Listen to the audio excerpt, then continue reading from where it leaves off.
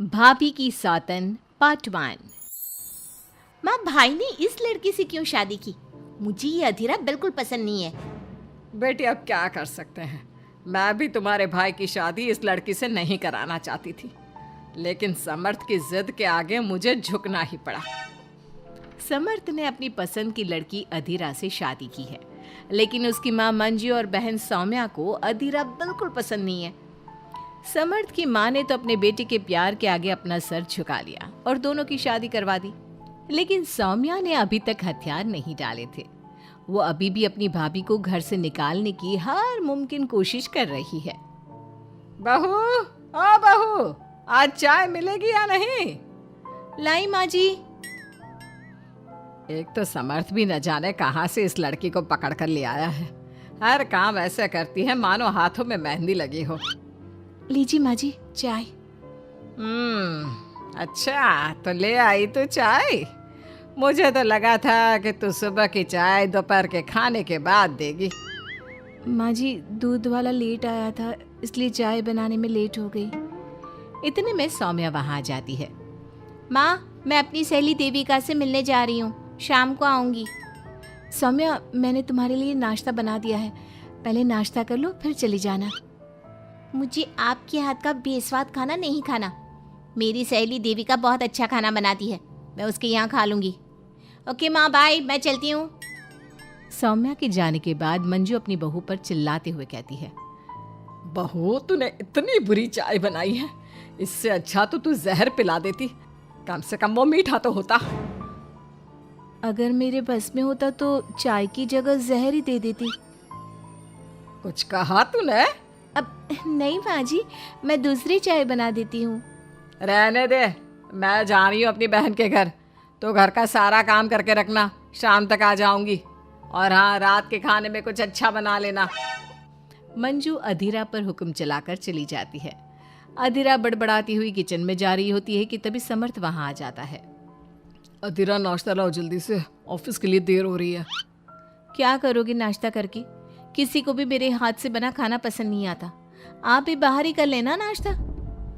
लगता है माँ और सौम्या ने फिर तुमसे कुछ कहा है, तभी तुम्हारा मूड इतना खराब है। तुम माँ और सौम्या की बातों का बुरा मत माना करो।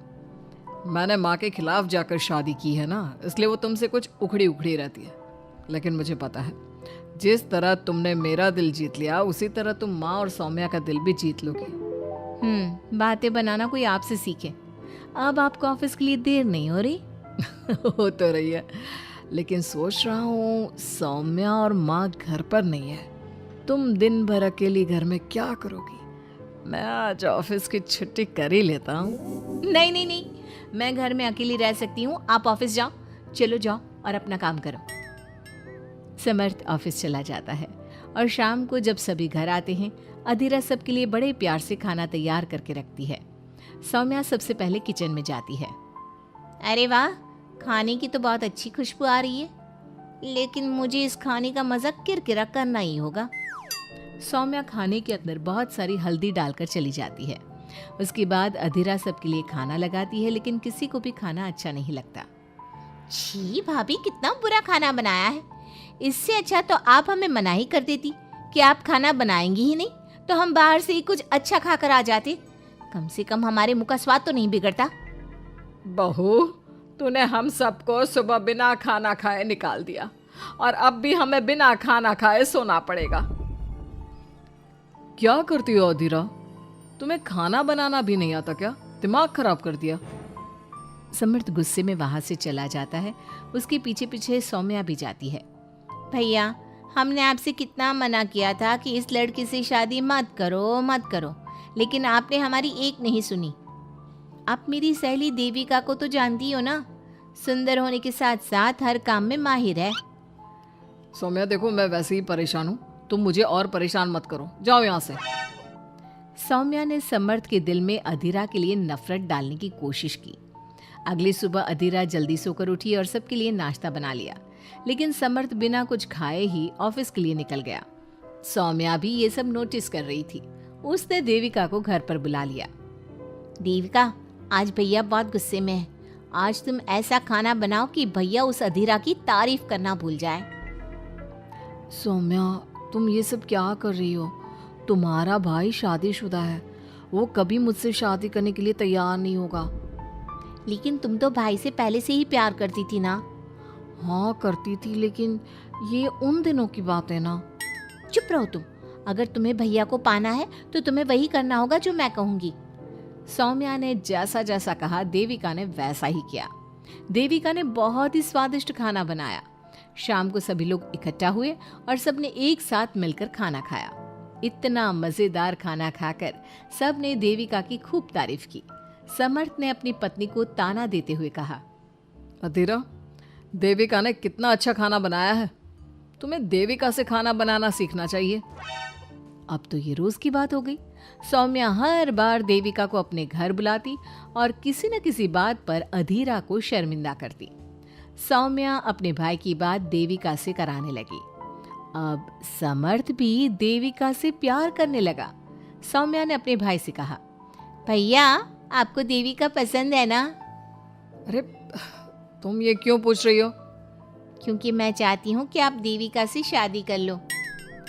अरे सौम्या, ये मुमकिन नहीं है, क्योंकि देविका मुझसे शादी करने के लिए कभी तैयार नहीं होगी और अधीरा भी इस रिश्ते से खुश नहीं होगी। आप देविका की चिंता मत करो, उससे मैं बात कर लूंगी। आप बस अधीरा भाभी को समझा दो। सौम्या की बात सुनकर समर्थ अधीरा के पास जाता है। वो उससे अपनी और देविका की शादी की बात करता है। अधीरा, मैं देविका से शादी करना चाहता हूँ। क्या? आप शादी करोगे? लेकिन क्यों? क्योंकि मैं उससे प्यार करता हूँ। प्यार तो आप मुझसे भी करते थे। कल कोई और लड़की पसंद आ जाएगी तो तीसरी शादी कर लोगे? देखो अधीरा, तुम्हें घर में कोई पसंद नहीं करता। तुम्हारी शादी मैंने माँ के खिलाफ जाकर की थी। अब तुम मेरे और देविका के बीच में मत आओ, प्लीज। क्यों बीच में ना आओ? मैं ये शादी नहीं होने दूंगी, आप चाहे कुछ भी कहो। अधीरा के लाख विरोध के बावजूद भी सौम्या और मंजू ने समर्थ की शादी देविका से करवा दी। आखिरकार सौम्या अपनी भाभी की सौतन ले ही आई। शादी के बाद देविका ने घर में आते ही घर वालों के साथ कैसा सलूक किया और अधीरा के साथ क्या हुआ, ये सब जानने के लिए इंतजार कीजिए हमारे अगले एपिसोड का।